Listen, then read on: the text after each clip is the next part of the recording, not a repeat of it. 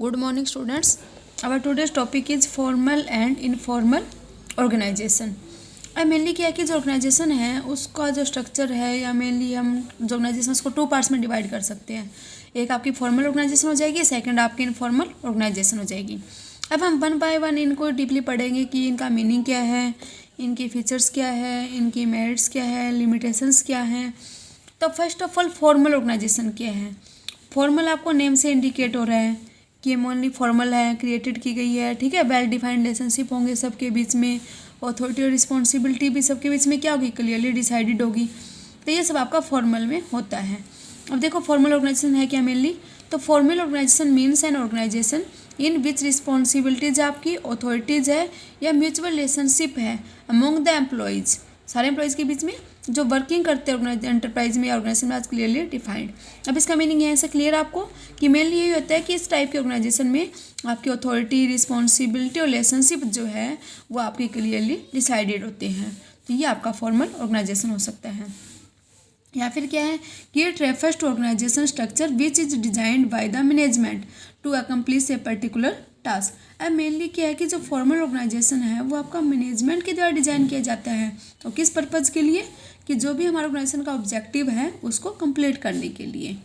अब आपकी जो चेस्टर बर्नार्ड है उसने डेफिनेशन दी है कि फॉर्मल ऑर्गेनाइजेशन के लिए कि organisation is formal when the activities of 2 और more person are consciously coordinated towards a common objective. कि किसी ऑर्गेनाइजेशन को हम फॉर्मल तभी कहेंगे जब एक्टिविटीज़ जो है 2 या उससे ज़्यादा पर्सन की वो आपकी क्या होंगी, क्लियरली डिसाइडेड होंगी या मतलब क्या होगा, प्रॉपरली जो कॉमन ऑब्जेक्टिव है उसको अचीव करने के लिए ये आपकी क्रिएट की गई होंगी।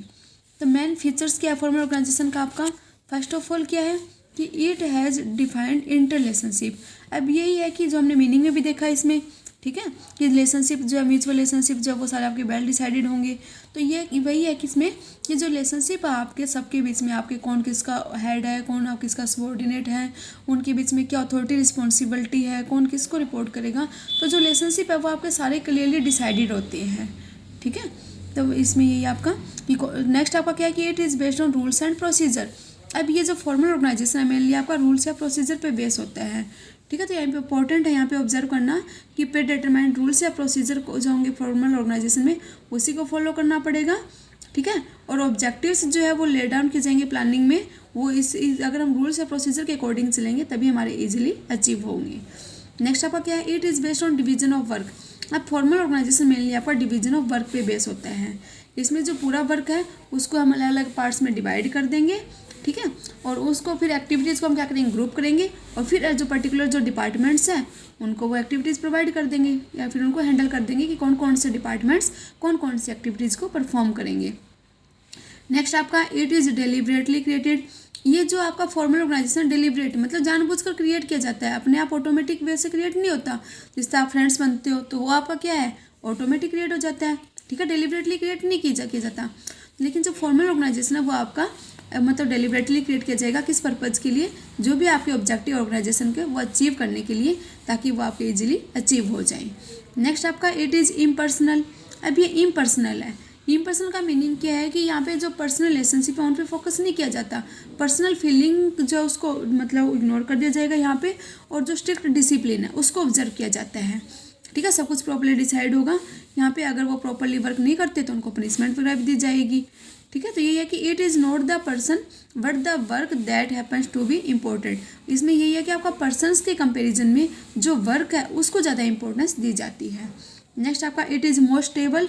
अब चेंजेस जो है वो कैन नॉट बी इंट्रोड्यूस, वो आप इजीली इंट्रोड्यूस नहीं कर सकते क्योंकि नीड्स जो इंडिविजुअल की और उनकी विशेज के अकॉर्डिंग। तो ये मेनली आपका मोस्ट स्टेबल है क्योंकि मोर फोकस किस पे करें, आप पर्सनस पे तो नहीं करें ना।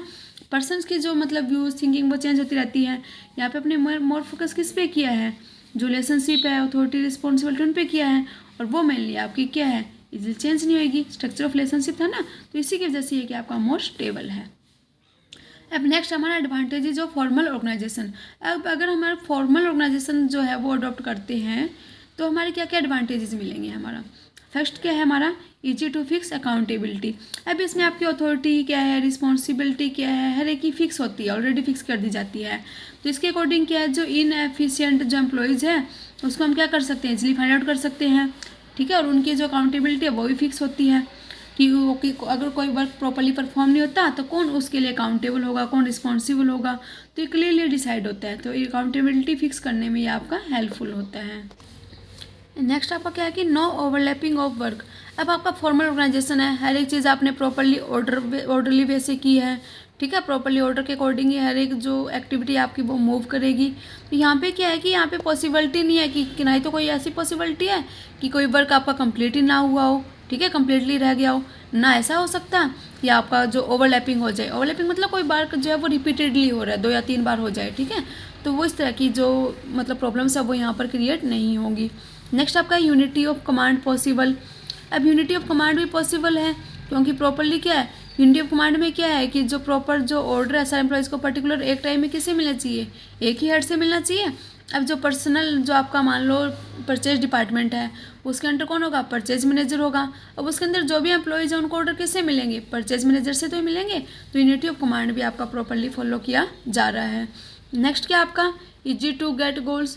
अब इस जो स्ट्रक्चर आपका ऑर्गेनाइजेशन का इसके अकॉर्डिंग क्या है, हमारे जो ऑब्जेक्टिव है उसको हम इजीली क्या कर सकते हैं, अचीव कर सकते हैं। क्यों कर सकते हैं, क्योंकि जो हमारी रिसोर्सेज जैसे आपके मटेरियल है, नॉन मटेरियल रिसोर्सेज है, उनका हम ऑप्टिमली यूटिलाइज कर रहे हैं इस प्रोसेस में। नेक्स्ट आपका स्टेबिलिटी इन द ऑर्गेनाइजेशन। अब यहाँ पे क्या है कि सारे जो पीपल वर्क कर रहे हैं वो ऑब्जर्व किए जाएंगे, किसके साथ रूल्स को फॉलो करेंगे ना, सारे रूल्स के अकॉर्डिंग ही काम किया जाएगा। और अगर कुछ क्या है remain confined within the domain of their authority. हर क्या है जो भी मतलब आपके एम्प्लॉयज़ हैं वो विद इन अथॉरिटी, मतलब जो उनका दायरा है या जो उनकी बाउंड्री है उसी के अकॉर्डिंग वो काम करेंगे। तो ये क्या लीड करेगा कि गुड रिलेशनशिप एस्टेब्लिश होंगे, ठीक है, और इसकी वजह से क्या आपके ऑर्गेनाइजेशन में स्टेबिलिटी क्रिएट हो जाएगी। अब नेक्स्ट आपका क्या है कि लिमिटेशंस क्या आपके फॉर्मल ऑर्गेनाइजेशन की। तो फर्स्ट ऑफ ऑल क्या है कि डिले इन वर्क, जो वर्क है उसमें आपका डिले होगा। क्यों डिले होगा, क्योंकि प्रॉपर जो स्टेप है वाइज स्टेप आपको प्रॉपर प्रोसेस अडॉप्ट करना पड़ेगा। तो यहाँ पे क्या है नेसेसरी डिले होगा वर्क को कंप्लीट करने में। अब लोअर लेवल पे कोई वर्कर है उसको हाई लेवल से बात करनी है, लेकिन जो बीच में जो स्टेप है आपके मिडिल लेवल है या कुछ और जो पोस्ट क्रिएट की गई है तो उनके थ्रू ही उसको जाना पड़ेगा, ठीक है, तो डायरेक्ट नहीं जा सकता ना, तो इसकी वजह से आपका वर्क में डिले होगा, टाइम कंज्यूमिंग होगा। Next lack of initiative. अब इसमें क्या है कि सारे जो एक्टिविटीज़ है वो कौन डिसाइड करेंगे, जो अपर लेवल वाले हैं वह डिसाइड करेंगे ना। एम्प्लॉयज़ को तो कहा जाएगा कि उनको क्या करना है, कैसे करना है, और उसी के अकॉर्डिंग उनको काम करना पड़ेगा। तो ये क्या उनको कोई भी इनिशिएटिव प्रोवाइड नहीं करेगा। थर्ड आपका क्या है कि मैकेनिज्म ऑफ रिलेशंस। ये रिलेशंस का मैकेनिज्म है, तो इसके अकॉर्डिंग क्या है कि रिलेशनशिप जो है सारे पीपल के बीच में वो क्लियरली डिसाइड होंगे इसमें, ठीक है। और यहाँ पे क्या कि कोई भी चांस नहीं होगा किसका, म्यूचुअल इंटरप्ले का, कि मतलब एक दूसरे से कोई पर्सनल रिलेशनशिप का यहाँ पे चांस नहीं मिलेगा। यहाँ पे नॉलेज जो है अदर पीपल की या उनके एक्सपीरियंस की तो उसको हम एक्सप्लॉइट नहीं कर सकते, ठीक है ना, क्योंकि मेनली जो फॉर्मल रिलेशनशिप है उसी में सबको रहना पड़ेगा, उसी के अकॉर्डिंग सबको वर्क करना पड़ेगा। तो ये हमारा फॉर्मल ऑर्गेनाइजेशन कंप्लीट होता है। नेक्स्ट आपका क्या है इनफॉर्मल ऑर्गेनाइजेशन। अब इनफॉर्मल ऑर्गेनाइजेशन क्या है, अभी इनफॉर्मल ऑर्गेनाइजेशन क्या होता है कि इट रेफर्स टू दैट जो natural group, it refers to the natural grouping of people in the work situation to meet personal need.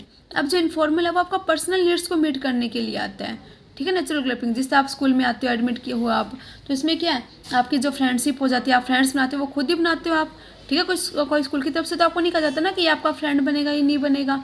तो वही है कि आपका क्या है पर्सनल रिलेशन या आपका इनफॉर्मल ऑर्गेनाइजेशन में आ जाएगा जो पर्सनल नीड्स को मीट करने के लिए क्रिएट किया जाता है। इसी तरह हम बात किसकी कर रहे हैं, बिजनेस ऑर्गेनाइजेशन की। तो जो एम्प्लॉयज़ हैं उनमें क्या है कि जो कुछ मतलब जो पर्सनल रिलेशनशिप की वजह से या मतलब जो फ्रेंड्स बनते हैं वहाँ पे, या उनके जो एक जगह से बिलोंग करते हैं वो इंटरेस्ट्स की वजह से, ठीक है, या किसी एक लेजेंड से उनके बीच में जो ग्रुप बनेगा उनका, तो उसको हम क्या बोलेंगे, इनफॉर्मल ऑर्गेनाइजेशन नाम देंगे उनको, ठीक है। तो इनफॉर्मल ऑर्गेनाइजेशन मेनली यही है कि वह ऑर्गेनाइजेशन है which is not established deliberately. ये आपके जानबूझ के क्रिएट नहीं किया जाता, but comes in to existence because of common interest की वजह से क्रिएट होगा, कॉमन टेस्ट की वजह से हो सकता है, रिलीजियस या जो कम्युनल रिलेशनशिप है उनकी वजह से क्रिएट होता है। चीफ क्वालिटी क्या है इसकी कि ये लाइज करता है फ्रेंडली रिलेशनशिप और कोऑपरेटिव नेचर। मेन लिया कि फ्रेंडली रिलेशनशिप होंगे इसके बीच में, और नेचर कैसा होगा, कोऑपरेटिव नेचर होगा। तो इस ऑर्गेनाइजेशन में क्या है कि एक जो इंडिविजुअल है वो does not help another individual in his activities simply because he is responsible for it, ठीक है, but because in his personal liking. मतलब एक दूसरे की हेल्प करते हैं ना, वो पर्सनल लाइकिंग की वजह से करते हैं, ये नहीं कि उनको बोला गया कि इनकी हेल्प करने के लिए इसलिए कर रहे हैं, पर्सनल इंटरेस्ट की वजह से वो कर रहे हैं। जैसे यहाँ पे एग्जांपल दे रखा आपको, पहले हम वो पढ़ लेते हैं कि फॉर्मल ऑर्गेनाइजेशन में क्या है कि सपोज एक सुपीरियर है किसमें, परचेज डिपार्टमेंट में, तो वो कंसल्ट करेगा only the manager of his department, purchase manager से कंसल्ट करेगा ना अपनी प्रॉब्लम्स के रिगार्डिंग। लेकिन जो इनफॉर्मल ऑर्गेनाइजेशन में है तो उसमें क्या है कि कोई मैनेजर है किसी डिपार्टमेंट का या कोई सुपरवाइजर है तो वो दूसरे डिपार्टमेंट से भी कंसल्ट कर सकता है, ठीक है। तो यही आपका क्या है इनफॉर्मल ऑर्गेनाइजेशन। अब देखो चेस्टर बनार्ड ने इसको कैसे डिफाइन किया है कि organisation is informal where the mutual relations are established unconsciously for common objective. मतलब ये है कि जो म्यूचुअल रिलेशनशिप है ना वो अनकॉन्शियसली मतलब क्रिएट किए गए, डिलिबरेटली क्रिएट नहीं किए गए यहाँ पर, जिसके लिए कॉमन ऑब्जेक्टिव्स को अचीव करने के लिए। अब देखो आपकी मेन फीचर्स की ऑफ इनफॉर्मल ऑर्गेनाइजेशन की वो हम हमारी नेक्स्ट वीडियो में